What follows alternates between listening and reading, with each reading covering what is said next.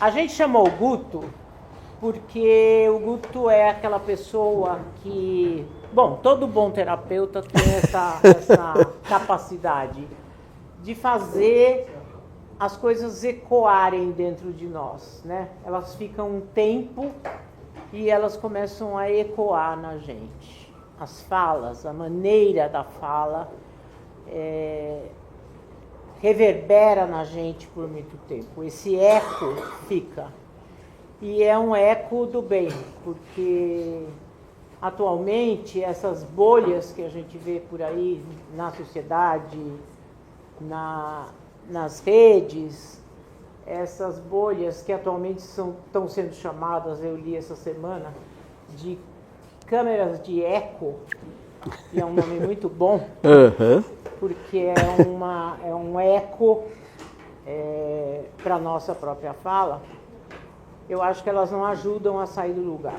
Eu vou citar aqui 3 educadores, só para abrir a fala do Guto, não quero roubar o tempo dele, mas um educador da Universidade de Columbia, Philip Kitcher, que eu acabei de conhecer, ele diz assim, eu vou dar um exemplo de quanto a escola se diferencia de verdade daquilo que nós estamos vivendo como ideal de escola.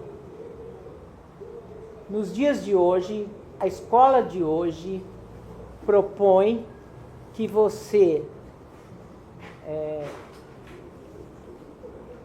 propõe a seguinte dinâmica. Você sai da sua casa com uma maçã e dá essa maçã para um amigo na escola. Esse amigo te dá uma outra maçã. Você volta para casa com uma maçã e o seu amigo volta com uma maçã. Você sai sem nada de casa. Você chega na escola, discute, debate, conversa com o seu amigo e aprende uma ideia nova. Você volta para casa com a sua ideia e com a ideia nova. Eu acho que isso mostra que o mercantilismo da educação, essa tentativa de formar CEOs para entrarem no mercado, não vai dar boa coisa, não está dando boa coisa. Os cidadãos que estão por aí, de maneira geral, infelizmente, são semelhantes na sua medianidade, na sua mediocridade. Todos buscam o carro, a casa, a viagem, o iate, o barco, o avião. Tudo que está fora. E dentro, como disse a Julieta Jerusalinski na palestra de 1 ano atrás exatamente, é um pão francês perfeito sem o miolo. Que ela disse que ela fazia isso quando era criança, que ela tirava o miolo com cuidado. É um oco. É um soldado a serviço do mercado. Nós estamos vendo o absolutismo, esse exagero, essas ultradireitas aparecendo, o horror ao diferente, o rendimento ao mercado totalmente, como ela mesma disse na palestra dela, fica aí, filho, sem ninguém, porque eu vou trabalhar para comprar mais quinquilharia chinesa. Ela disse isso na palestra dela ano passado. Então, eu quero trazer para vocês 3 educadores. Uma americana chamada Martha Nussbaum, que é professora de Direito na Universidade de Chicago, e que ela está falando exatamente sobre a democracia não vai aguentar sem humanidades. São soldadinhos sendo formados, essa é uma frase do professor Nuccio Ordine da Itália, que disse, a escola não tem que formar CEOs, a escola tem que formar hereges, pessoas que chegam lá e desafiam tudo. Como é que se vai mudar o mundo se isso não está colocado na escola como uma tarefa da escola? Então a Martha Nussbaum está falando que a democracia precisa das humanidades, que essa educação para o lucro que está acontecendo, essa educação para o lucro, precisa ser substituída por uma educação para a democracia, para a construção de um mundo diferente. Ela fala da argumentação que não existe mais, ela fala que não existe mais o cidadão do mundo. Porque um cara que é formado para o mercado, ele sai e vai buscar o melhor mercado. Ele não é um cidadão do mundo nesse sentido bom, de o mundo não tem portas e eu vou buscar o meu caminho, seja onde for. Não, eu tenho que ir ali. Quer dizer, são mentes estreitas, são mentes preparadas, são cabeças formadas para esse fim. E aí ela fala de tudo que a gente conhece, que eu falo faz 55 anos, gente. 15 anos antes daqui e há 40 aqui. A gente precisa das artes, a gente precisa da literatura, a gente precisa refinar o espírito.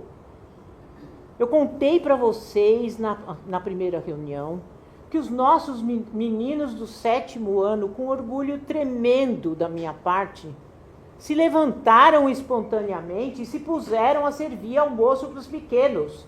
Adolescentes. Levantando e pensando no bem comum. Isso é raro. Isso é precioso. Isso não pode se perder. E o Philip Kitcher, ele fala que o direito e a ética precisam estar presentes, e a maior tarefa, ele tem um livro escrito, The Main Enterprise of the World. Quer dizer, a maior empresa do mundo é a escola. Ele fala, essa é a grande empresa que precisa ser valorizada. Porque formar cidadãos, ajudar a crescer pessoas que saibam quem era Platão, que saibam quem era Kant, que saibam quem foi Shakespeare, é fundamental para refinar a pessoa que vai passar o dia inteiro numa máquina. E mesmo, eu li um relatório da McKinsey dos Estados Unidos, envolvendo aquela grande agência de pesquisa, envolvendo mais de 20 mil pessoas no mundo todo e mais de 15 países. E o que está colocado lá? Um dos 4 pilares para formar um bom profissional do futuro, é a educação digital. E dentro da educação digital tem ética digital, generosidade digital, uma série de qualidades humanas para serem colocadas lá na roda. Mas é convivência, é uma série de atributos do humano, da humanidade. Então, eu acho que a gente precisa pensar nisso urgentemente. Vou passar a palavra para o Guto Pompeia, nosso convidado de muitas vezes. O Guto acompanha a Ágora há muito tempo. E a primeira vez que o Guto veio falar aqui, era o outro refeitório. Ali era a cozinha antiga, tinha uma porta, nada disso existia.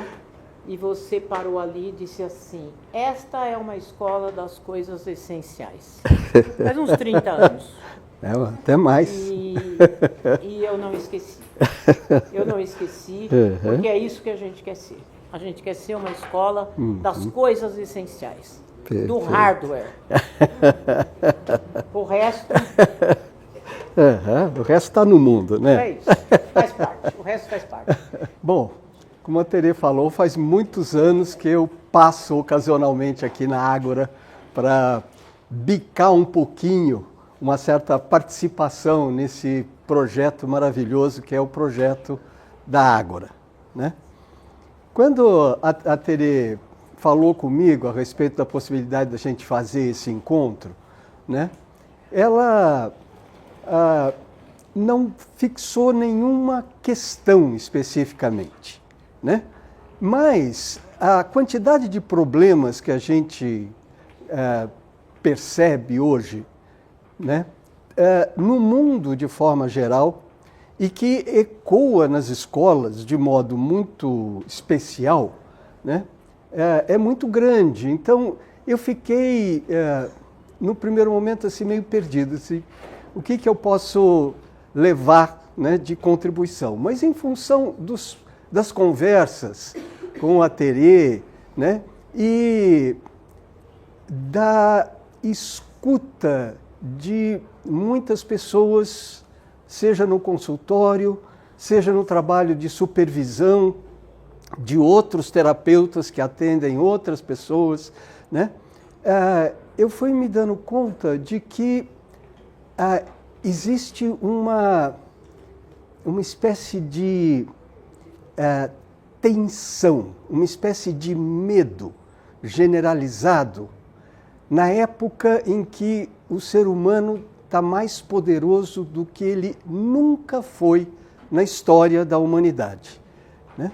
Então era uma coisa engraçada você ver a potência do homem crescer absurdamente, e eu estou aqui falando antes da pandemia, porque a pandemia só veio, né, corporificar um certo receio, né, um certo medo, um certo desencanto que parecia estar presente.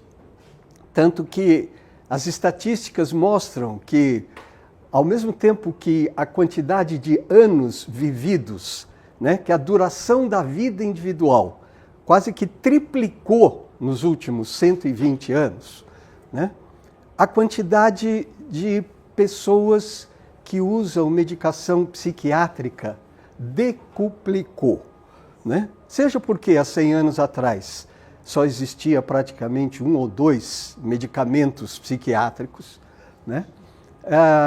Seja porque existe um certo mal-estar, né?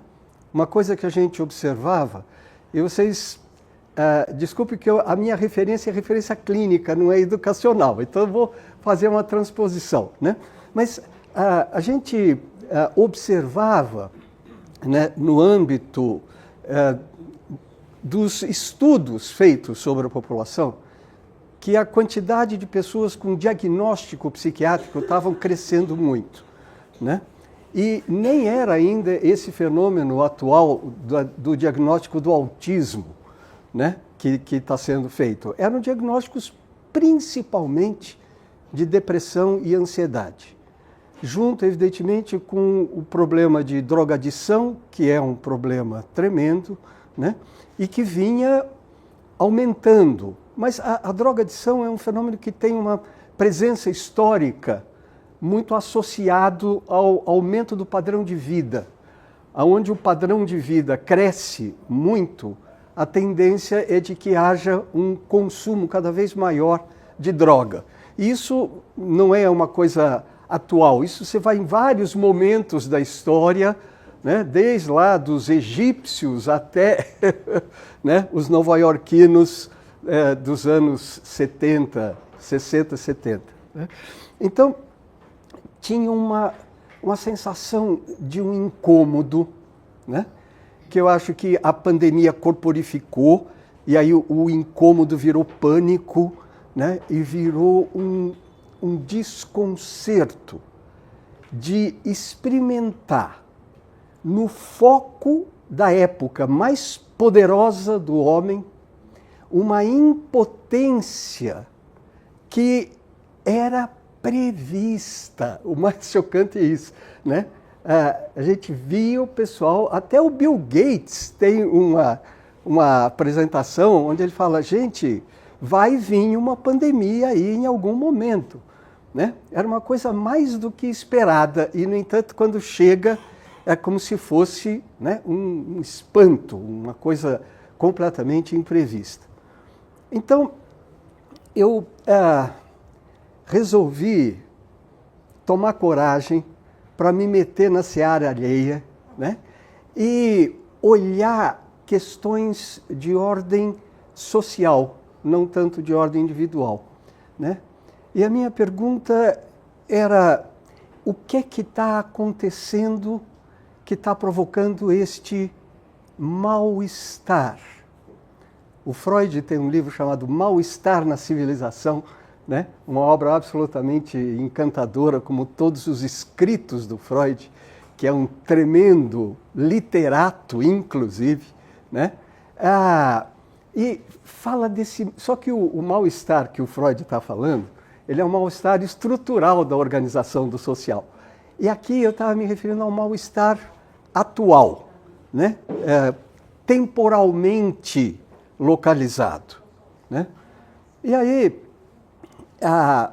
eu passei para a Terê um texto, um pequeno texto, que é uma historinha, né, que foi apresentada numa discussão nos anos 60, né, sobre os impactos emocionais e morais das bombas de Hiroshima e Nagasaki, onde estava se discutindo essa, ao mesmo tempo, perplexidade, espanto e uma certa euforia também, né? Porque a potência que o ser humano alcança, que é a potência de não exatamente dominar, mas de conseguir se relacionar com a estrutura da organização fundamental da matéria, o átomo, e, de uma certa forma, manipular isto, liberando um recurso que nem os feiticeiros mais prepotentes da história poderiam imaginar. E, ao mesmo tempo, um espanto, um medo. Gente, o que está acontecendo? E essa questão me pareceu muito semelhante à questão que hoje a gente observa com relação à inteligência artificial. A inteligência artificial é uma conquista, gente, absurda. Você criar uma máquina capaz de executar as funções que a inteligência artificial vem, né, desempenhando, é uma coisa absolutamente espantosa. Nem os escritores de ficção científica do começo do século XX tiveram a ousadia de propor uma coisa assim, né? E, de repente, a gente está aí e claramente dá para sentir, de um lado, a farra e a euforia, principalmente dos adolescentes, que descobriram que hoje em dia fazer trabalho de casa está facílimo. Você entra lá no ChatGPT, faça um trabalho com tal tema, né? E vai fazer o seu joguinho, né? Enquanto você faz o seu joguinho, o ChatGPT faz um tremendo trabalho, né? A respeito, você só tem talvez o trabalho de reproduzir ou de dar uma lida por cima, né? E assinar o trabalho, né? Então, assim, essa sensação de ter um escravo disponível para fazer lição de casa. E a aflição dos professores que descobrem que dar trabalho para aluno não cumpre mais a função que não era o produto. Quando um professor dá um trabalho para o aluno, a questão não é produzir o trabalho, é o processo de produção que está em questão, né? Eu lembro muitas vezes de comentar, né, com as pessoas que o prazer é algo fundamentalmente ligado ao processo, não à realização da finalidade, né? E quando vocês pegam a sexualidade, isso fica muito explícito. Quando você realiza a finalidade, dá um sem-gracismo, né? Dá quase uma pequena depressão, né? Quando a gente tinha almoço familiar e a gente comia muito, porque a comida era muito boa, no final do almoço estava todo mundo meio largado e a gente passava e brincava, tá triste, né? Porque a satisfação dá um certo desencanto, né? Tanto que a Adélia Prado, quando ela completa 40 anos, ela escreve um pequeno poema cujo último verso diz assim: eu não quero a faca nem o queijo, eu quero a fome. Porque sem fome, a faca e o queijo na mão é só estorvo, não serve para nada. Mas quando tem a fome, né, é uma maravilha, né? Então, essa descoberta da potencialidade do recurso opera também numa dimensão de uma certa perplexidade, de um certo espanto e de um certo medo. E eu tive muita dificuldade de me concentrar em aonde que eu vou fixar a reflexão para que ela tenha alguma utilidade, porque são tantas as questões, os temas são tão genéricos, né, que estava difícil eu achar isso. E quando eu mandei esse pequeno texto para a Terê, né, esse texto fala da técnica, especificamente. E a Terê leu e disse assim, é um tema muito delicado, porque ele é um tema exatamente contraditório. A técnica, no sentido moderno, que eu vou chamar de tecnologia, né, é um modo de atuar. Mas mais do que um modo de fazer, a técnica se transformou num jeito de pensar. O jeito de pensar técnico, ele foi sendo incorporado. A gente nem identifica como é que é esse jeito de pensar. E esse jeito de pensar foi criando um certo atropelo, tanto da filosofia, né, quanto dos valores que eram os valores que orientavam a educação, principalmente, né? Então, a gente vê da segunda metade do século XIX até hoje, né, um processo de aumento extraordinário de recursos e potência e, ao mesmo tempo, uma espécie de opressão dos valores tradicionais, né? E aí me veio uma observação de um livrinho que eu recomendo para vocês, porque eu acho ele muito interessante, do Luc Ferry. Chama-se A Inovação Destruidora. Ele está trabalhando aqui com uma teoria econômica de um cara chamado Schumpeter, né, que ele considera como uma das teorias econômicas criada por volta dos anos 40, que ele acha mais lúcida a respeito do processo que a gente está vivendo, né? E a reflexão que ele vai fazer mostra, né, acompanhando o pensamento do Schumpeter, que a inovação não é só o trabalho de introdução de mais um recurso, de mais um elemento, de mais um campo de atuação que se torna acessível. A inovação é também um processo destruidor. E na economia isto é muito claro, né? Quando eu falo com os meus netos, que já são adolescentes, de uma coisa chamada videolocadora, eles não têm ideia, eles nunca ouviram falar. É mais antigo do que a descoberta do Brasil, gente. Foi embora, né? Cassete, né? Pega uma fita cassete, né? Eles dão risada, né? Sabe, assim, eu estou falando de coisas da pré-história, né? Porque o surgimento de novos recursos expulsou do mercado, que estamos falando de economia, de uma forma tão categórica, elementos que tinham acabado de serem conquistados e produzidos, numa velocidade, né, onde o que conta fundamentalmente é a potência do novo. E o velho é simplesmente descartado, né? Então, a referência de valor que até o final do século XIX estava associado à tradição, quando você dizia, esta xícara era da minha avó, que ganhou da avó dela, a historicidade das coisas era um valor. quanto mais velho, mais valioso.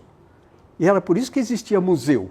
Um lugar em que você acumula coisas velhas, porque as coisas velhas têm valor. Né?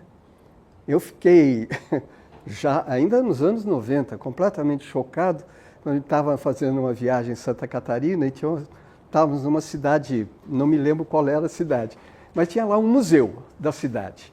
E eu e a Lúcia entramos e logo na entrada, assim, a primeira peça do museu era uma máquina de escrever elétrica IBM, que na minha história era aquela, lembra com a bolinha? Não sei se vocês até conhecem, mas tinha uma máquina de escrever que usava em vez de ter o teclado assim, ela era uma bolinha que ia girando, né?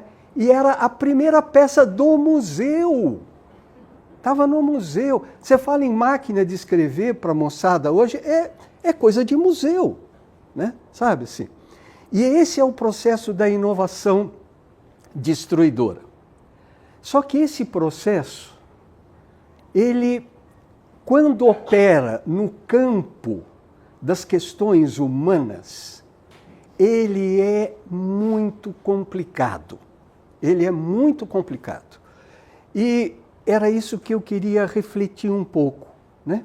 A diferença de como isto opera, como isto atua no campo das ciências tecnológicas, e aqui eu vou considerar ciência e tecnologia praticamente como sinônimo, porque é uma criação principalmente do século XX, né?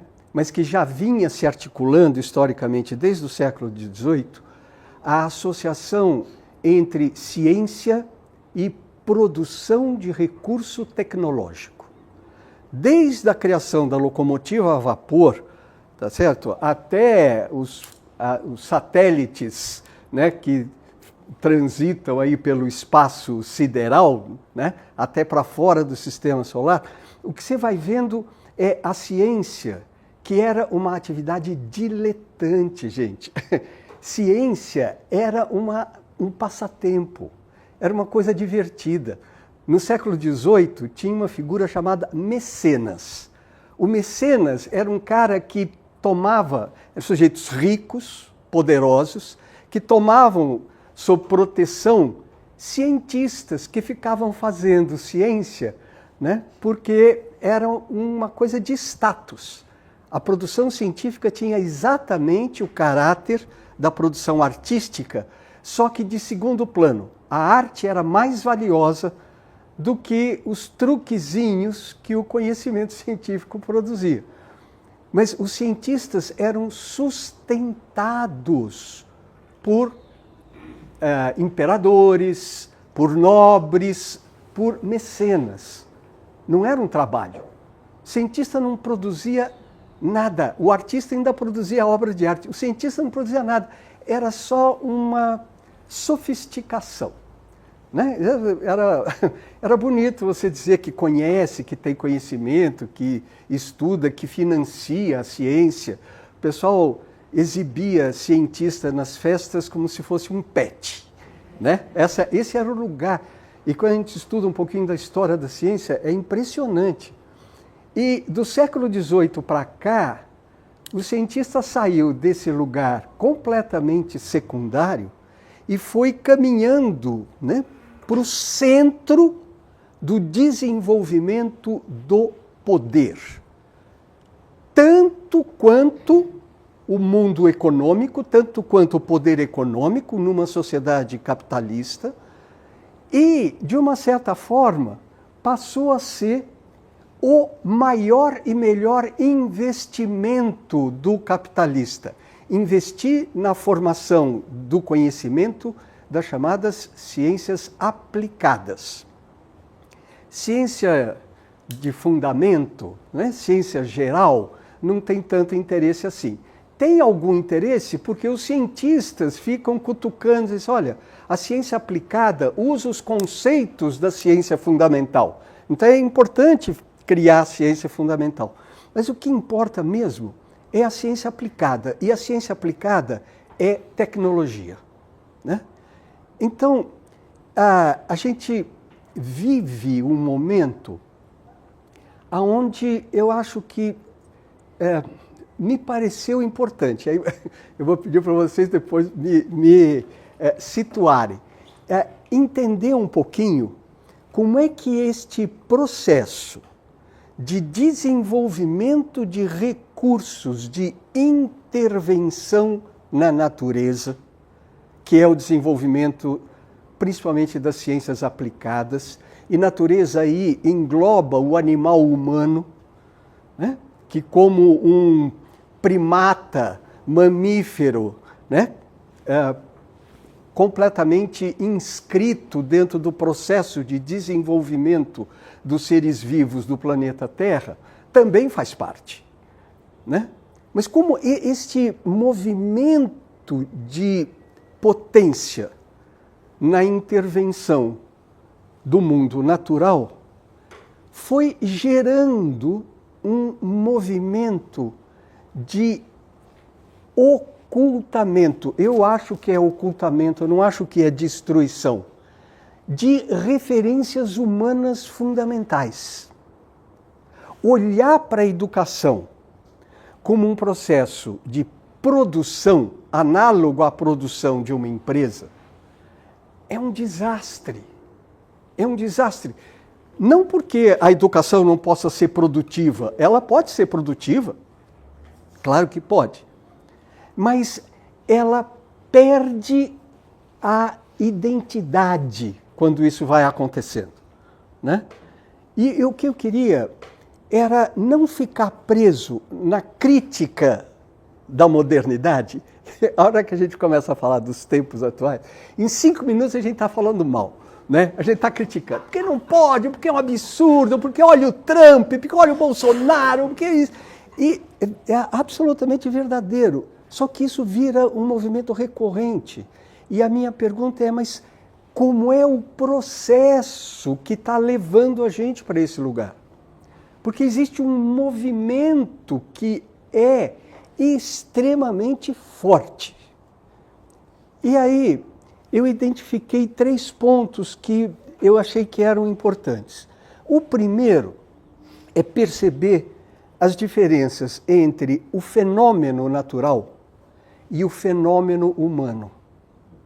Porque o que aconteceu, né, em meados do século XIX foi que o conhecimento da natureza, as ciências naturais, se desenvolveram de uma forma tão competente, tão fascinante, que o pessoal que estudava o humano, assim, mas por que nós não aproveitamos o modelo das ciências naturais, que está dando tão certo, e aplicamos para o estudo do homem?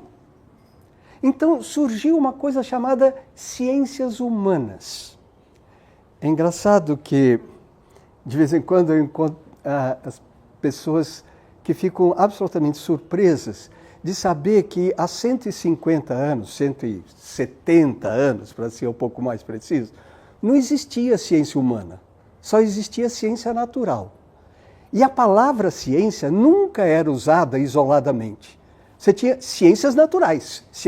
O caráter da natureza estava associado ao caráter de ciência quase que colado. Então você falava de ciências naturais, né? Ciências biológicas, ciências físicas, ciências químicas.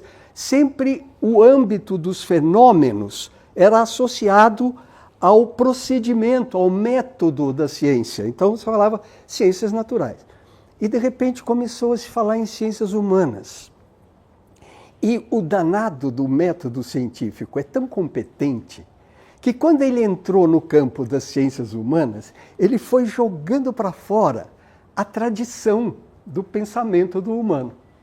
E o caráter, vou chamar aqui de técnico, porque fundado no conhecimento científico, foi ocupando espaços, né?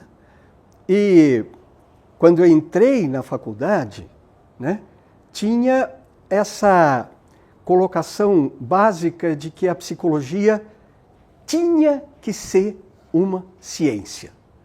E ainda havia alguma briga dentro da psicologia entre a psicologia científica e a psicologia que os cientistas chamavam de filosófica. Quando a gente começava a trazer questões que não tinham, né, não estavam no modelo da ciência, o pessoal falava, isso é poesia, isso é poesia. Poesia era uma expressão pejorativa total, tá certo? Assim, isso é especulativo, isso não tem comprovação, isto não tem eficácia. A eficácia, gente, é um conceito fundamental da ciência aplicada. A tecnologia é uma construção cujo propósito é produção de recursos eficazes, né? Então, de repente, as ciências humanas vão sendo meio que absorvidas pela referência da ciência natural e vão se propondo, né, estudos, pesquisas, teorias e contribuições dentro do modo de pensar da tecnologia, que é um modo mecânico. A associação entre ciência natural e mecânica é tão grande que a teoria do Newton é chamada de mecânica newtoniana, né? E eu fiquei muito chocado quando eu descobri que a origem da palavra mecânica é uma palavra grega, mekané. E mekané significa ardil, truque. Mecânico é truque. Olha que... Essa coisa com as palavras é uma grande curtição para mim, né? Porque traz, é como se fosse meio que roubar no jogo, sabe? Isso é um truque para você alcançar. E essa referência mecânica atropelou o âmbito das ciências naturais. Então, assim, do campo das ciências humanas, né? Então, eu queria olhar um pouquinho com vocês a característica do fenômeno natural e a característica peculiar do fenômeno humano. No segundo momento, o conhecimento, como é que ele opera o conhecimento focado nos fenômenos naturais e como é que opera o conhecimento focado nos fenômenos humanos. Porque tem conteúdos que acho que não são muito óbvios, embora a hora que a gente olha fala, mas é óbvio. Depois que a gente vê, fica óbvio. Mas não me parece que esteja tão claro. E, finalmente, a pergunta que é a pergunta onde eu queria chegar, que é assim, o que é que nós podemos fazer, né? Concretamente, né? O que se apresenta como possibilidade de relação e de fazer, né? Então, vamos lá, né? Pegando rapidamente, né, a perspectiva das ciências naturais, né? Assim, o objetivo fundamental da ciência natural é, no mundo atual, produzir previsibilidade e controle.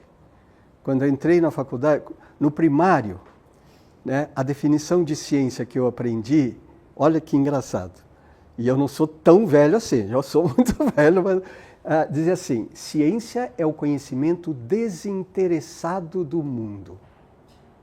Olha que definição curiosa. E era desinteressado para dizer objetivo. O desinteressado era sem envolvimento pessoal, desapaixonado, separado, né, dos valores, dos princípios, das regras. Desinteressado significava objetivo, não pessoal. Quando entrei na faculdade, 15 anos depois, né, no primeiro ano a gente aprendia que ciência é todo conhecimento que produz previsão e controle.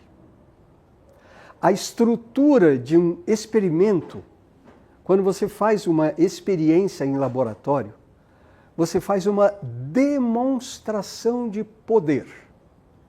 Seja o poder no sentido da previsibilidade, porque você coloca uma hipótese que é sempre uma previsão do que vai acontecer, e aí você faz a realidade produzir aquilo que foi previsto.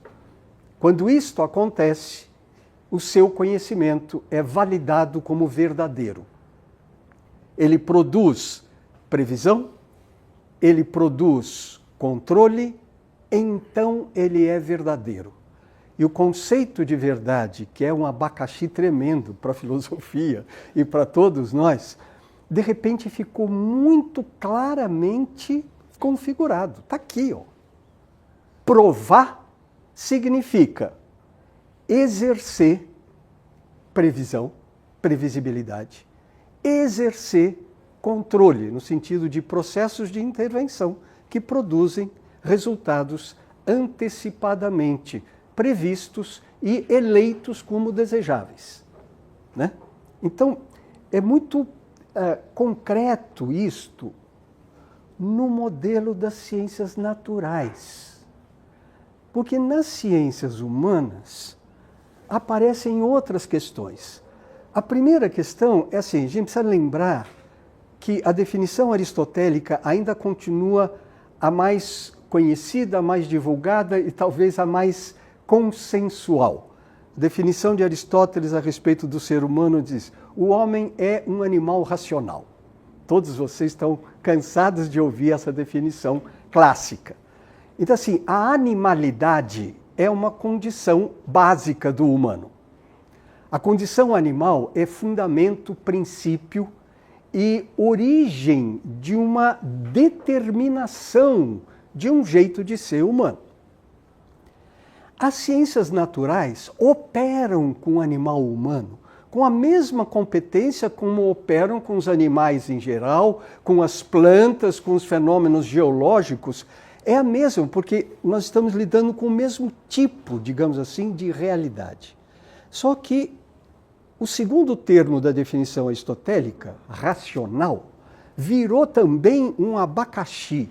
Definir o que é razão. E aí, razão é consciência reflexa, razão, né? E virou um grande campo de discussão, principalmente na minha área, na área de psicologia. Mas a definição original de Aristóteles é zoon, logos, erron. Zoon é animal, logos foi traduzido por ratio, no latim, que foi traduzido por razão, né? Erron, ser, né? O homem é animal, zoon, logos. A palavra logos, em grego, que foi traduzida por ratio, é a mesma palavra de legein, que significa falar. Legein, em grego, é o verbo falar. Então, o Heidegger, que é um filósofo muito pirado, né, do começo do século XX, né, traduziu a sentença de Aristóteles como o homem é o animal que fala, né? E esta condição de falar é aquilo que dá a identidade própria daquela condição genérica de animalidade, que é a condição, né, de princípio de fundamento.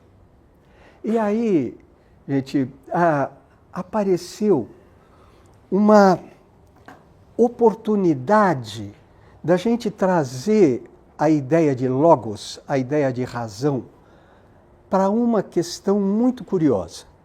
Porque falar, né, é entendido, e quando eu me refiro ao verbo falar, eu percebo que as pessoas identificam falar com comunicar.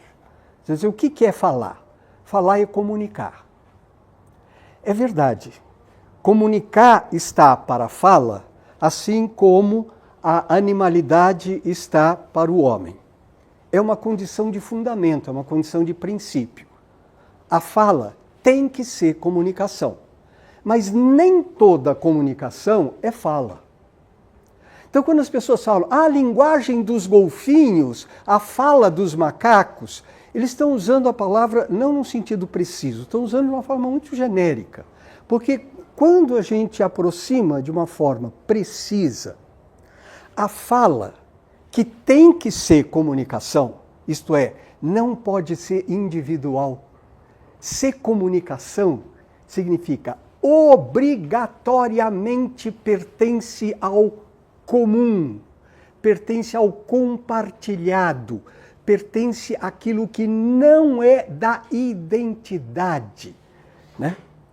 Isso é um outro ponto também, né? A gente pensa muito que o homem começa como o eu. O eu é o princípio. Não, gente, né? A psicologia está cansada de saber que eu é um produto. O princípio é a fusão, a simbiose. Muito antes do eu, nós já existimos, mas nós existimos como uma confusão, como uma fusão, como uma simbiose. Isso é uma das coisas que o Freud trouxe de uma maneira genial. O ego só vai aparecer na criança quase que aos 3 anos de idade. É uma construção complicadíssima, sofisticadíssima. E a gente acha que o eu é o princípio.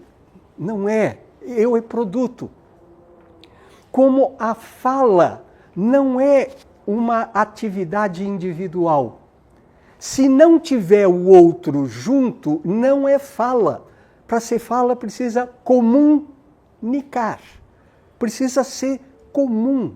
Esta condição do junto com o outro é fundante, gente. Não é produto, é fundamento.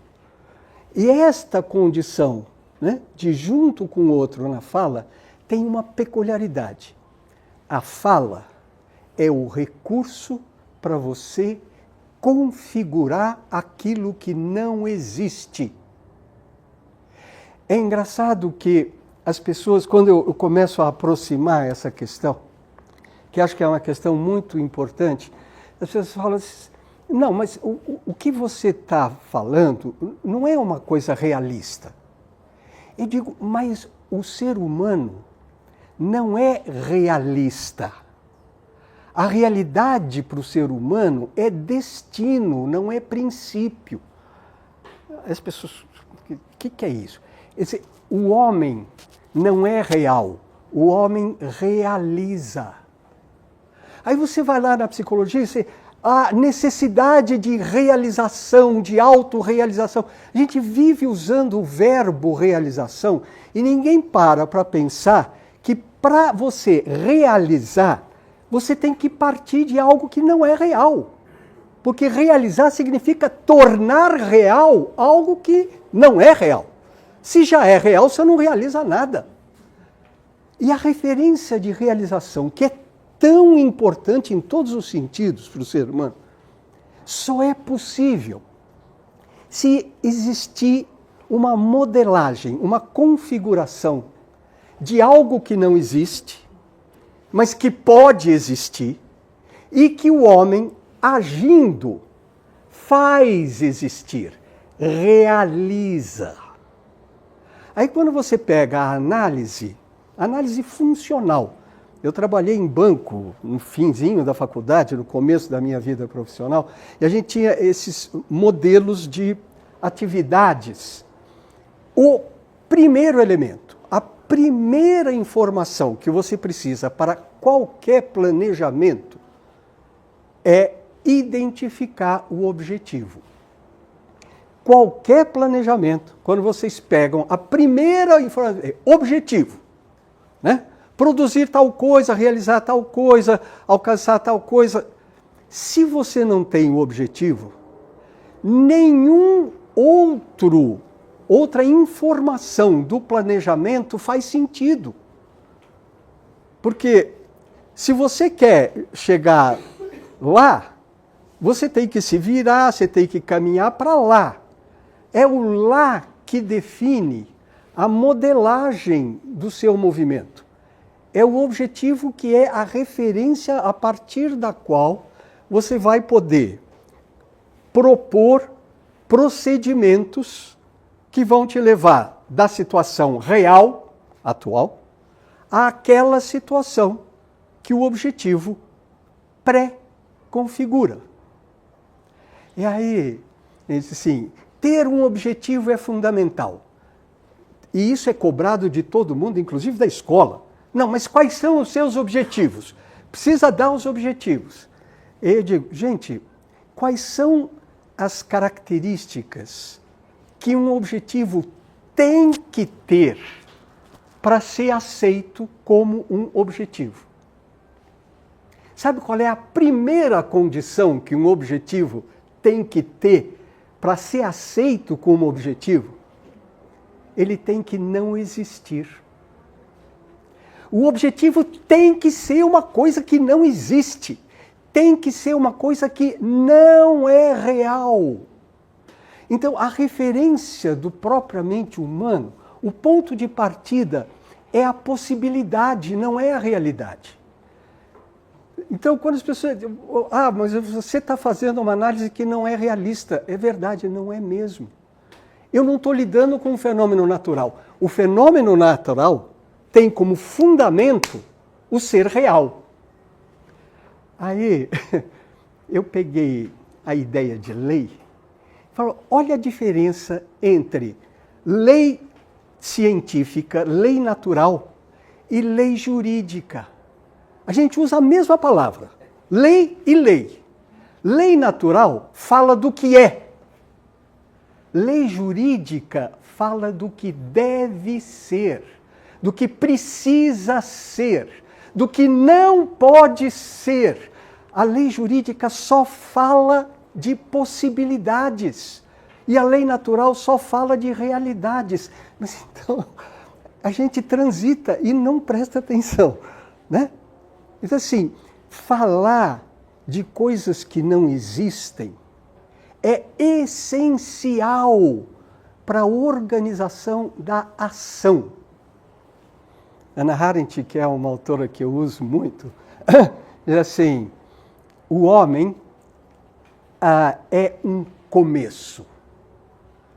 E ele é um começo porque ele age, né? E aí eu fui descobrir a diferença fundamental entre comportamento e ação.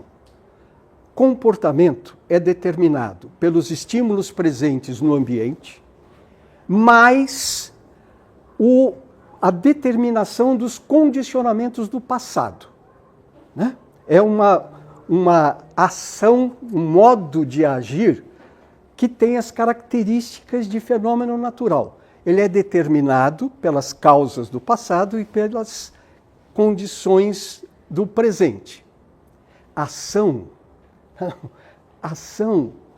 é aquilo que começa no objetivo. A ação começa no que não existe, se propondo a realizar. E aí, esta diferença, gente, de passado e futuro, né, é absolutamente essencial para a gente compreender, seja o fenômeno humano, sejam as dificuldades do conhecimento, né, do modo de agir, né, que vai se associar a esses fenômenos, o fenômeno humano e o fenômeno natural, né? Essa referência, né, da ação fala exatamente da necessidade de um objetivo e da necessidade de configurar pela palavra uma possibilidade que passa a ser o determinante primeiro da ação. Uma ação busca algo. Uma ação se destina a alguma coisa. O mundo natural tem causas. O mundo humano tem causas e destinos, objetivos, propósitos, o colocado na frente. Essa referência muda completamente tanto o padrão da organização do conhecimento como o modo como a gente se relaciona, né? Então, a questão da linguagem não é uma questão de um código de comunicação. A linguagem é sempre também um código de comunicação. Mas o peculiar dela é ela modelar a possibilidade. E o horizonte da possibilidade é muito maior que o horizonte da realidade. E é com o horizonte da possibilidade que o ser humano ganha a sua identidade própria. O que é humano? É aquele que parte do que não existe, dedicado à ação de fazer existir algo que não existe.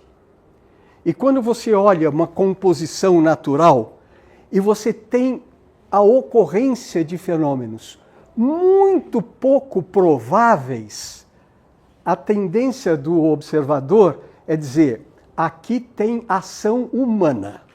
Porque o que o homem faz não só remete a esta condição de liberdade que o futuro tem que ter.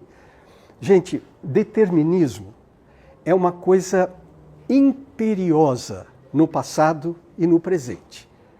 O passado é determinado. O passado foi o que ele foi. O nosso conhecimento dele pode mudar, mas a gente considera que ele não muda. Ele é completamente determinado. O presente também é completamente determinado. O que é aquilo que está sendo. Não é, mas podia estar fazendo sol, né? Mas não está. Está completamente determinado que o dia está nublado. Tá? Mas o futuro, se você aplica ao futuro esta determinação característica do passado e do presente, gente, nunca deu certo. Existem algumas tentativas, tanto na história da filosofia como na história das religiões. As religiões tiveram um problemão com isso, né? Se Deus é onipotente, tudo o que eu faço é determinado por Ele. Pois Ele determina tudo, e Ele me determina, então Ele determina a minha ação. Mas se Ele determina a minha ação, eu não posso ter culpa. Porque o que eu faço foi Deus que mandou. Não, mas Deus não quer. E eu posso me confrontar com a vontade de Deus? Eu posso fazer alguma coisa que Deus não quer? Que absurdo. Então, isso, do ponto de vista religioso, é um grande problema. Tá? Só para vocês terem ideia do caminho maluco que eu fui fazendo para chegar aqui hoje com vocês. Né? Só uma coisa aí da minha área, gente. E se você não transformar aquele pensamento, aquela ideia em palavra, também nunca vai existir. É puro nada. É puro nada. Né? Sabe? Caraminhola. Nem caraminhola, porque a gente precisa de palavra até para caraminholar. Né? Sabe? Assim. Então, essa referência, gente, da temporalidade, perceber que a temporalidade futura é para o homem princípio. A gente começa no futuro e, porque estamos abertos no futuro, nós nos voltamos para o passado para encontrar no passado os determinismos com os quais a gente possa agir, realizar uma ação que o futuro, né, identificou como projeto, como destino, como finalidade, como objetivo, e aí tentar interferir na realidade para produzir aquilo. Né? Sabe assim? Então, começa aí essa coisa curiosa. Nós não começamos no passado, nós começamos no futuro. Nós não começamos na realidade, nós começamos na possibilidade. Por isso o fenômeno humano é tão peculiar e por isso ele não pode estar submetido ao modelo das ciências aplicadas. O modelo das ciências aplicadas não é condizente, não fala junto, não condiz com as características mais peculiares da identidade peculiar do humano. Tá? E é claro que isso vai ter um efeito no campo da educação tremendo, né? Sabe? Por quê? Porque a liberdade, e aí entra de novo, né? Uma coisa que também é muito óbvia, mas que normalmente não é percebida, né? As pessoas esquecem que, do ponto de vista da ciência natural, do ponto de vista do método científico, liberdade significa erro. Quando você pega uma estatística que diz tem 95% de probabilidade de acontecer isto, isso é a configuração do previsível, e 5% de margem de erro. 5% de margem de erro significa 5% de liberdade, de imprevisibilidade, daquilo que escapa do padrão, daquilo que não está determinado. Porque liberdade e indeterminação são a mesma coisa, né? Então, do ponto de vista das ciências naturais, liberdade é o grande inimigo. É aquilo que você tem que reduzir ao máximo. Se você conseguir reduzir a 0,01% de liberdade na sua previsão, o seu conhecimento é de altíssima qualidade. Você aplica a técnica e você garante o resultado, né? E está tudo absolutamente encadeado, né? A condição do ponto de partida, né? O objetivo a ser alcançado, as etapas a serem cumpridas e a produção do resultado. Liberdade é um estorvo. Liberdade é um problema. E, de repente, o pessoal que usa o raciocínio das ciências naturais para organizar a economia, até a política, o pessoal está tentando organizar, né, de uma forma cientificamente fundamentada, e que lida com a busca do determinado e do determinismo, e que reduz a liberdade o mais possível, começa a ser aplicado num campo onde a liberdade é fundamental. Porque liberdade e possibilidade falam da mesma coisa. A possibilidade é livre, a realidade não. A realidade é organizada por leis, ela é determinada por mecanismos. A possibilidade não. A possibilidade é uma coisa tão desconfigurada que a gente não consegue sequer identificar as fronteiras do campo da possibilidade. Porque a pessoa fala, não, mas e uma coisa impossível? Uma coisa impossível é uma possibilidade que não pode se realizar. É a realidade que põe o limite, não é a possibilidade. A possibilidade impossível é possibilidade do mesmo jeito que qualquer outra. Então, a possibilidade é uma desordem, né?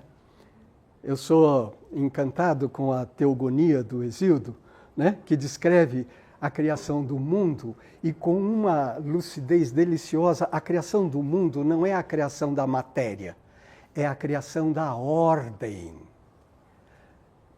O caos é dado, ninguém cria caos.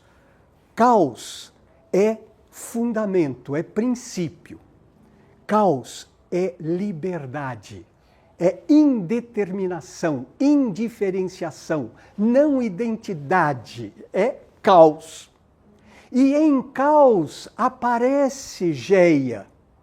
E Geia vai transformando o caos em cosmos. Cosmos significa ordem, significa composição, significa arranjo. Então, o que se cria não é a matéria. O que se cria é a ordem, né? Sabe? Então, é essa referência de que a liberdade, que do ponto de vista da ciência natural é erro, se torna, no fenômeno humano, fundamento, princípio. Porque é lá, no caos do horizonte de todas as possibilidades, que quando se apresentam como todas é caos, claro, é que se dá o lugar aonde a palavra vai modelar, vai desenhar, vai configurar uma possibilidade que pode se tornar objetivo, isto é, pode se tornar a referência que orienta a ação dos homens, não o comportamento. Todo homem se comporta e todo homem age. Ação e comportamento são coisas muito diferentes. O comportamento é determinado exatamente como nos ratinhos, como nos macacos, como nas baleias. Você tem experiências de todo tipo mostrando a identidade da estrutura do comportamento. Ação. Para você poder configurar a ação, precisa de linguagem. Não código de comunicação. Linguagem. Um recurso que permite você desenhar no nada uma coisa que não existe e que ganha identidade. Quando você desenha, isto ganha identidade, se diferencia do caos e, ao mesmo tempo, ganha uma qualidade fundamental do evento real, que é o compartilhamento. Aí é outra experiência muito básica. Se a gente vê uma coisa muito esquisita e fala, será que eu estou alucinando? E você fica na dúvida se aquilo que você está vendo é real ou não. O que absolutamente frequente ocorre é você pegar a pessoa do seu lado. Escuta, você também está vendo um passarinho azul ali no meio da sala? E é interessante, gente, porque se a pessoa do seu lado falar sim, você tem certeza que é real. Acabou, não precisa nenhuma outra informação. Não é? Se o outro compartilha, é real. Se o outro fala, não estou vendo nada. Aí você fala, será que eu estou ficando maluco? Aí você, né, resiste um pouco a fazer o diagnóstico de que você está maluco. Aí você pergunta por um outro, e você está vendo? E você vai mudando as pessoas. Você vai procurando alguém. E na hora que uma pessoa, no meio de 20, fala, eu também estou vendo, então algo tem. Pode até não ser aquilo que parece, mas alguma coisa tem. Alguma coisa é real. Este fenômeno do compartilhar como fundamento da realidade do real, a possibilidade tem. E a linguagem, modelando a possibilidade, permite que ela seja compartilhada. E os homens modelam possibilidades, compartilham possibilidades e neste lugar, puro nada, do ponto de vista da realidade. Do ponto de vista da realidade, isto aqui é nada. Ainda. Essa palavrinha. Ainda é uma loucura. O que significa ainda? Aí quando você para isso, mas o que quer dizer ainda? Aí a pessoa diz, ainda é por enquanto. E o que quer dizer por enquanto? Quer dizer temporalidade, fluxo do tempo, que mostra a independência do futuro com relação ao presente e, ao mesmo tempo, a ligação possível entre o presente e o futuro. Né? essa característica do homem é absolutamente encantadora. E ela traz, gente, um fenômeno de ordem... Nossa, eu fico espantado porque eu sou prolixo mesmo. Vocês, por favor, vão me interrompendo, né? Que eu vou, né? Voltando, é uma coisa que traz um fenômeno que é muito curioso. Quando a gente estuda comportamento, é muito claro a importância do tempo curto. Do tempo curto. Porque o intervalo entre o comportamento que você quer condicionar e o reforço que vai criar o condicionamento, ou a punição que vai diminuir a frequência do comportamento, o tempo tem que ser o menor possível. O menor possível. Quanto mais curto o tempo entre o comportamento desejado e o reforço, mais rapidamente o condicionamento se estabelece, a aprendizagem ocorre, e aqui chegamos na coisa da escola, né? A aprendizagem ocorre no comportamento, de maneira muito mais eficaz, quanto menor é o intervalo de tempo entre a apresentação do comportamento desejado e reforço. Aí, a ideia de que o tempo curto é fundamental para a eficiência. Depois eu fui descobrir que nem é propriamente eficiência, é a eficácia, né? O eficaz é aquilo que é potente na determinação, né, do que se quer produzir, do que se quer controlar, né, do que se quer de alguma forma manipular.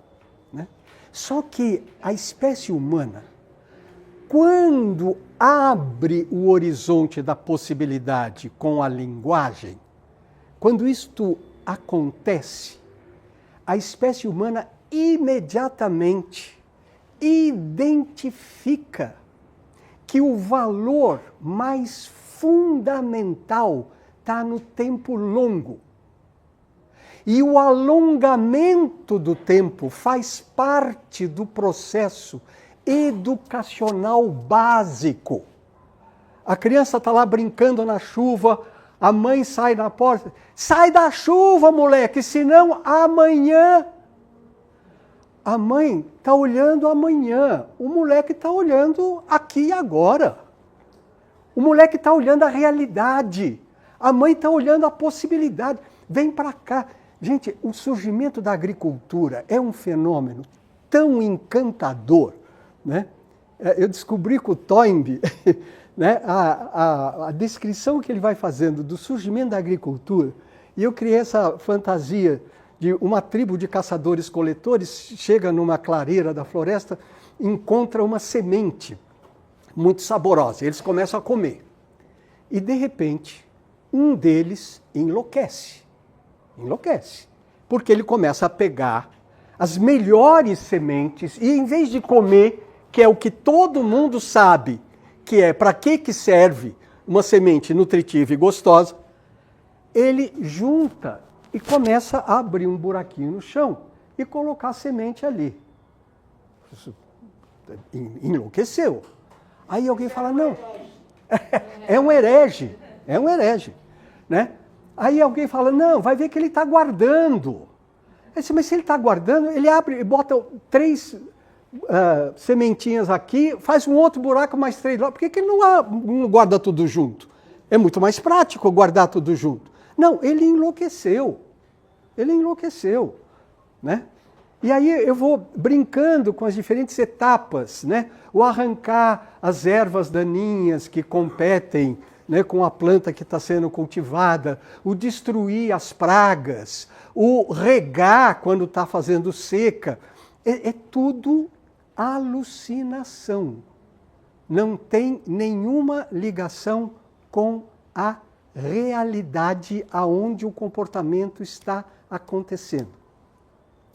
E 6 meses depois que ele começa a se comportar como herege, se choveu o suficiente, se né, não teve nenhuma praga, se a clareira não foi invadida por uma manada de elefantes que pisoteou tudo, se tudo foi favorável, tem uma produção enorme de sementes.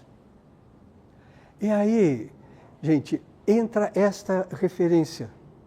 Trabalhar com o tempo longo é tão peculiar da espécie humana e tão fundamental que, do ponto de vista antropológico, a primeira característica que este bicho curioso chamado homem vai configurar não é este mundo, é o outro mundo.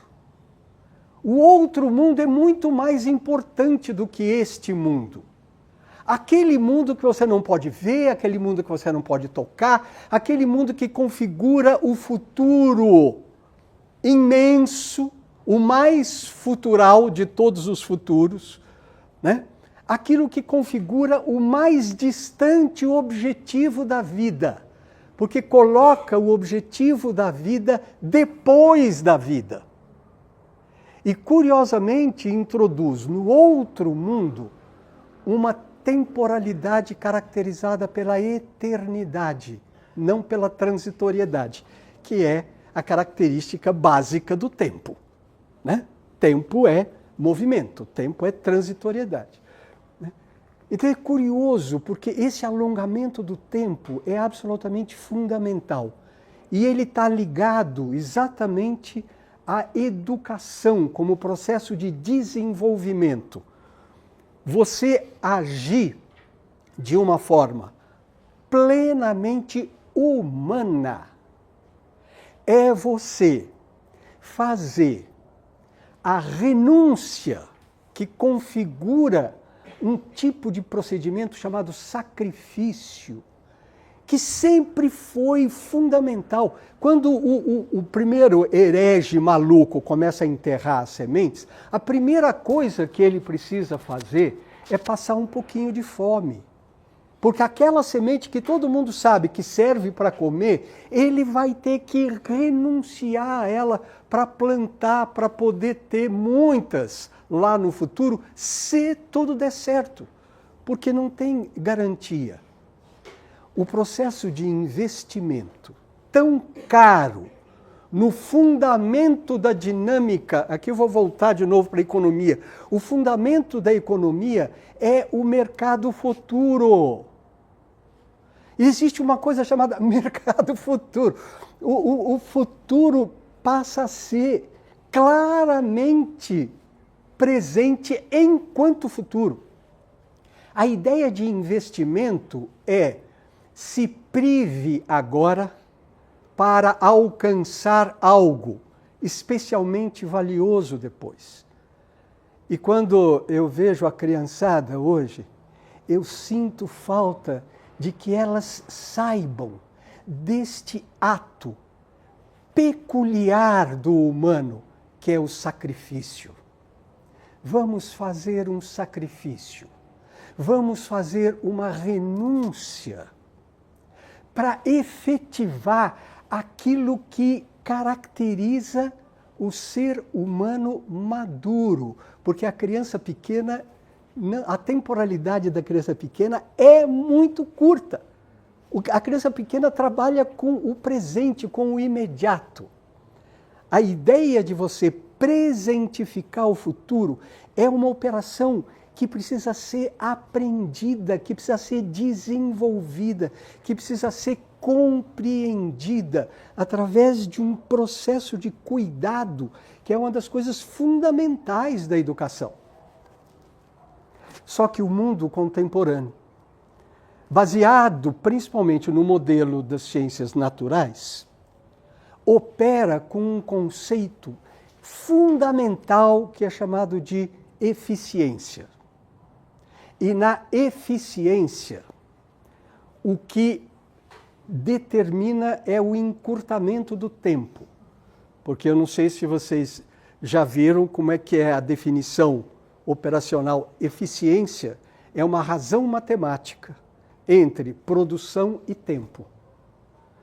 Se você diz, o que é mais eficiente? Uma fábrica que produz 10 carros ou uma fábrica que produz 1000 carros? Se você não disser o tempo, né? A fábrica que produz 1000 carros pode ser muito menos eficiente ou muito mais eficiente.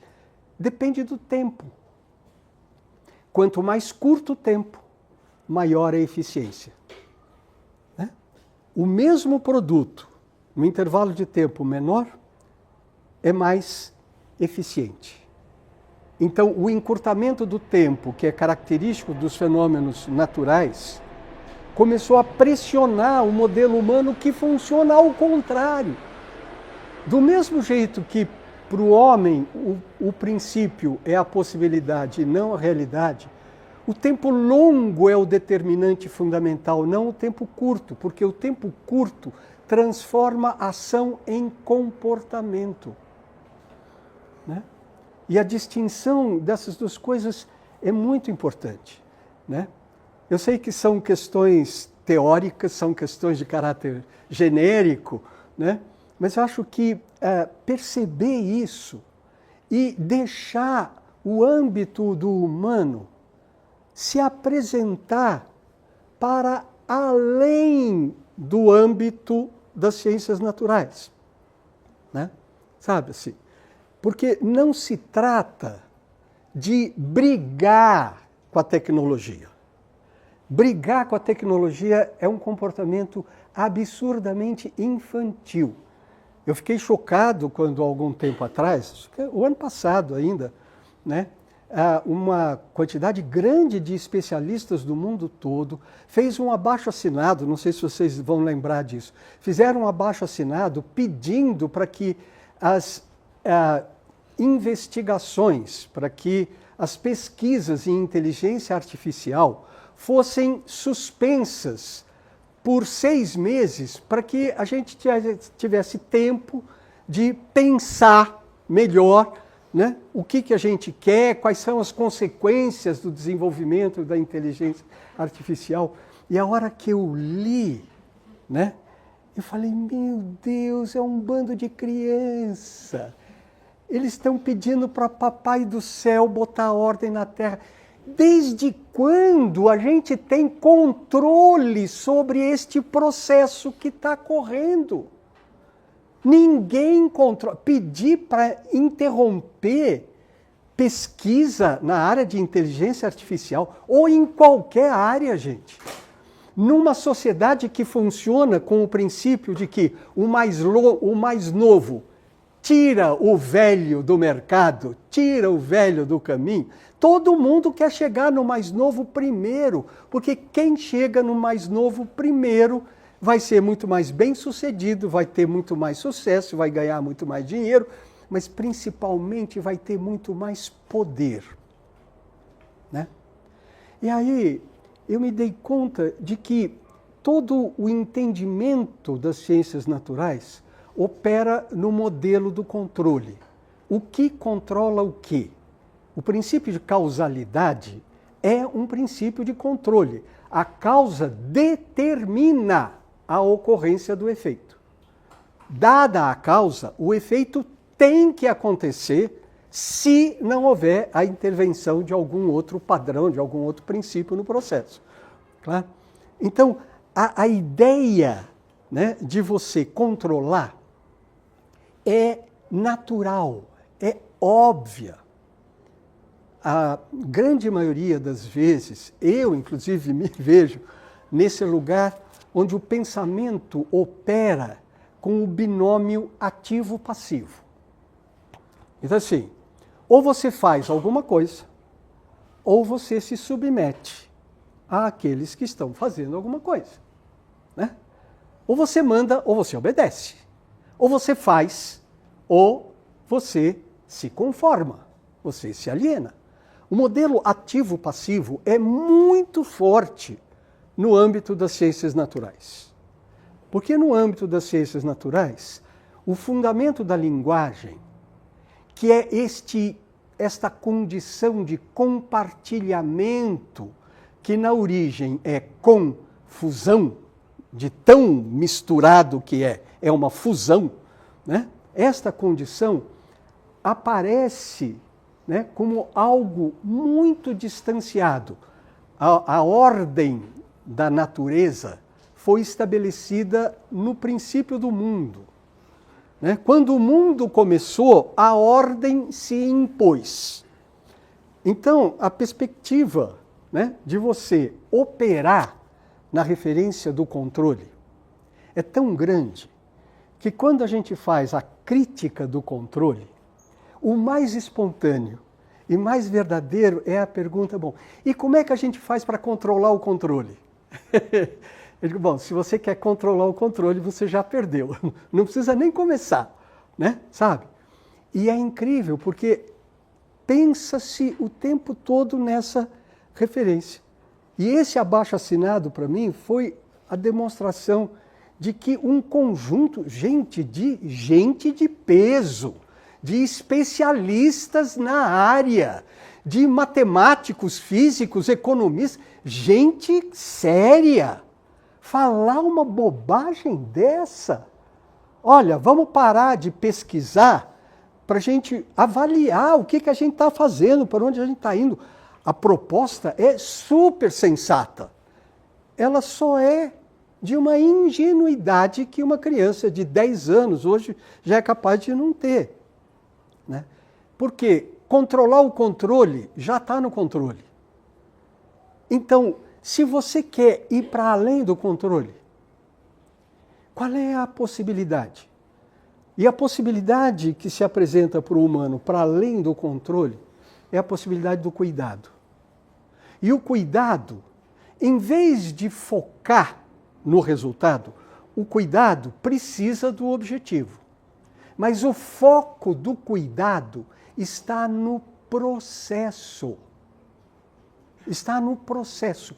É no cuidado com o processo que a condição humana se realiza, transita do possível para o real, trazendo para dentro do real aquelas possibilidades que a linguagem modelou, né? Esse é o processo. Então, acho que o grande desafio que a gente tem hoje é trazer de volta a referência do processo, é trazer de volta a referência do cuidado e escapar de ser submetido, porque o problema não é o modelo ativo-passivo. O problema é você ficar na exclusividade do modelo ativo-passivo. E qual é a alternativa? Os orientais têm uma alternativa que eu acho que é encantadora, né?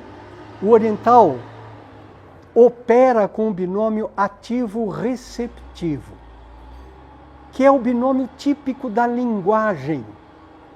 Porque, gente, eu posso produzir barulho como eu estou fazendo aqui há mais de 1 hora, mas se vocês não escutarem, se vocês não decodificarem o barulho que eu estou fazendo, eu só estou fazendo barulho. Para eu poder falar, é preciso que vocês transformem o barulho que eu produzo em significados. E quando vocês fazem isso, então eu falei. Eu só posso falar aquilo que o outro recebe, aquilo que o outro complementa.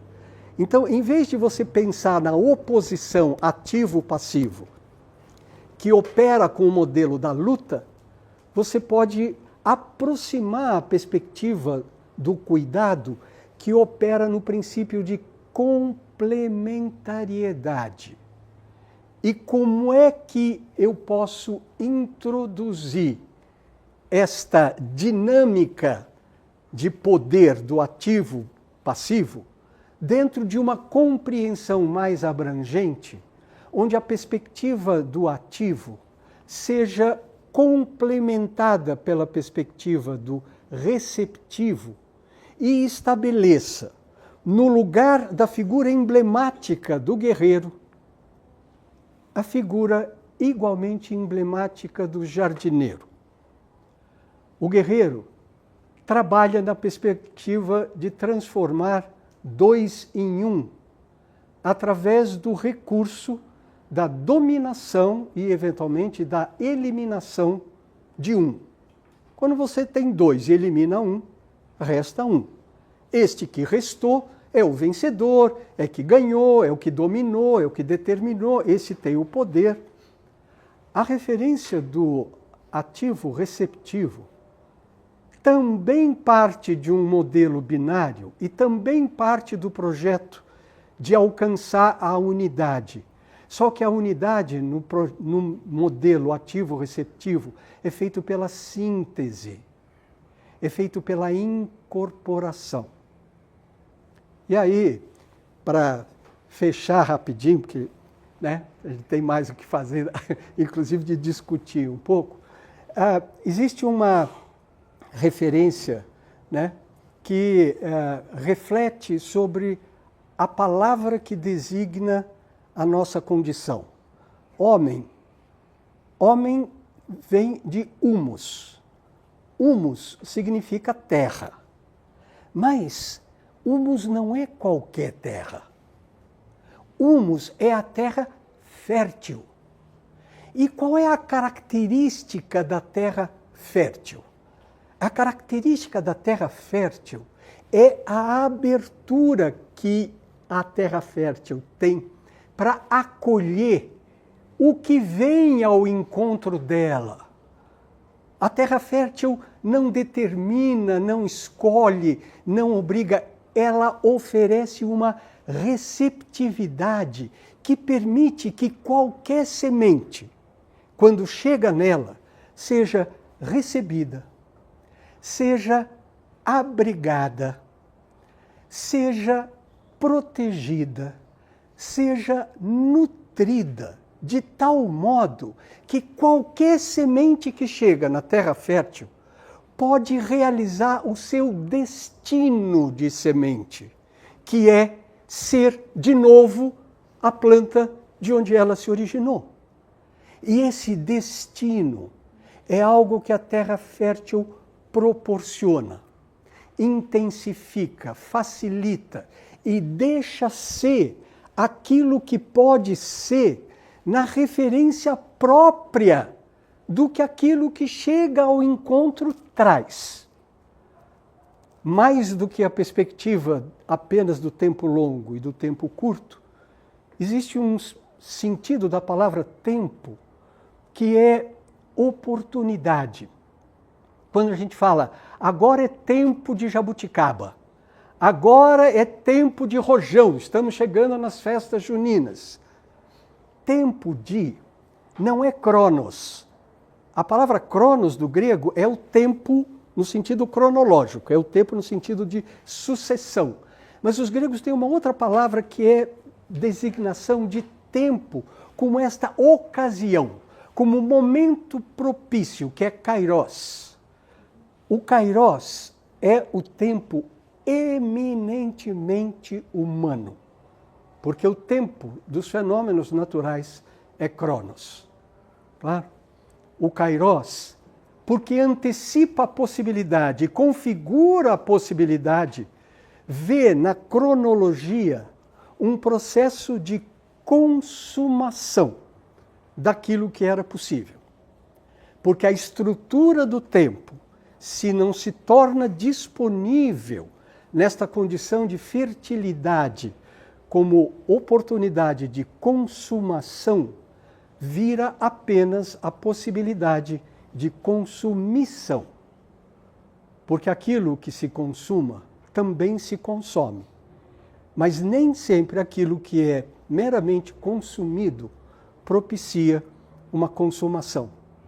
Então, o que eu acho que cabe para a gente fazer é lembrar desta dimensão que é própria da condição humana e que pode permitir que a gente acolha o mundo do controle, o mundo da efetividade, o mundo do poder, num contexto mais abrangente do âmbito das possibilidades que a linguagem permite configurar e compartilhar, introduzindo neste nada que é a possibilidade, enquanto possibilidade, um toque de realidade, que é o compartilhamento. Eu acho que isso dá para fazer, e dá para fazer concretamente. O Padu, meu filho, que a Terê conhece, já foi professor aqui também, né? Não acerta. Ele disse, pai, eu acho que essa questão do telefone celular, do computador, o que deixa, não deixa, porque não pode usar telefone celular dentro da escola, que eu acho certíssimo. As pessoas não se deram conta ainda de que telefone celular é uma droga. A estrutura do comportamento que se desenvolve na relação com o celular é idêntica à estrutura do comportamento que se desenvolve com uma droga. Do ponto de vista dinâmico... Dá licença. Ficar sem traz ansiedade, irritabilidade, os sintomas da abstinência da droga. Inclusive. É de abstinência mesmo. Então, vai proibir? Claro, é proibido bebida alcoólica. Por que você não vai proibir o celular? Né? Sabe assim? Então, mas a questão não é essa. A questão é assim, como lidar com este mundo digital? E ele me diz assim, pai, é claro, você tem que ir junto. Se eu quiser ensinar o meu filho a andar de bicicleta, dando instruções, vai demorar um tempão e ele vai se arrebentar muito. Se eu pego ele e vou junto e ponho ele na bicicleta e acompanho de perto, tem que chegar perto. O mundo digital é um mundo onde a criança tem que ser introduzida junto com o adulto, não sozinha, porque no isolamento dela, a falta de um entendimento e de um comprometimento com o alongamento do tempo que marca a espécie do Homo sapiens, não está suficientemente consolidada. E ela vai ser chupada pelo modelo do controle do ativo-passivo, que é muito mais elementar, muito mais simples. Imediato, né? O intervalo de tempo é curtíssimo, né? Sabe? Então, tem que ir junto. Segunda coisa, não existe privacidade no mundo digital. Ah, não, mas eu estou falando com o meu amigo. Você está falando com o seu amigo em público. Ah, mas por quê? Não tem ninguém ouvindo a conversa, né? E sim, pode não ter mesmo. Você pode estar certíssimo, mas você não pode saber. Quando você está no presencial junto com o seu amigo, você sabe que o outro está distante. Você tem esta informação, você tem essa certeza. Pode até acontecer de ter alguém escondido lá embaixo ouvindo a conversa, né? Mas no mundo digital, você nunca pode se assegurar. Então, você está no mundo digital, você está em público. Você quer fazer alguma coisa particular? Faça no presencial. Não existe privacidade no mundo digital. A privacidade no mundo digital é um acaso. É uma coisa que pode ser que esteja acontecendo.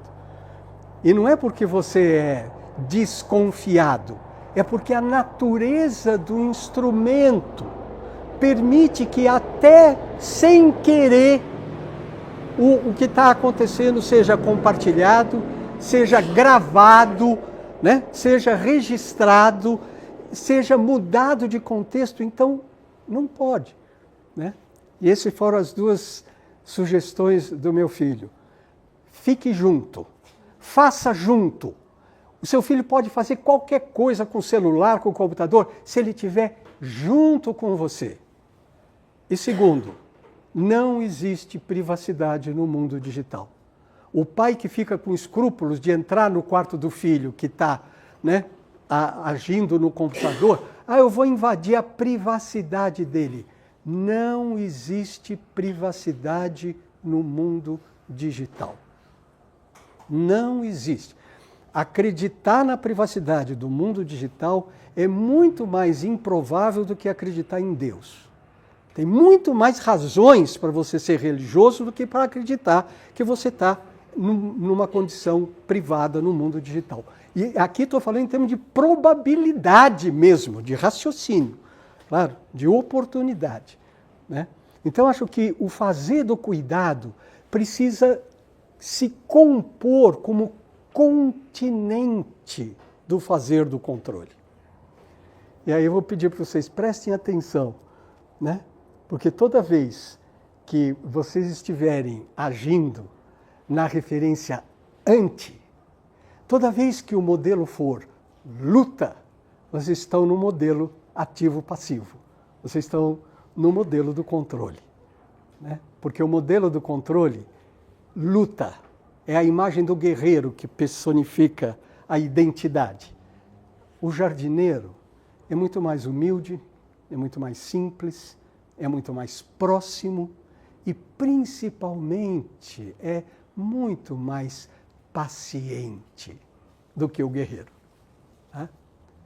Acho que eu tinha preparado um monte de coisa, vocês viram que eu acompanhei a minha programação direitinho, né? Mas acho que era isso que valia a pena estar discutindo. Vamos lá.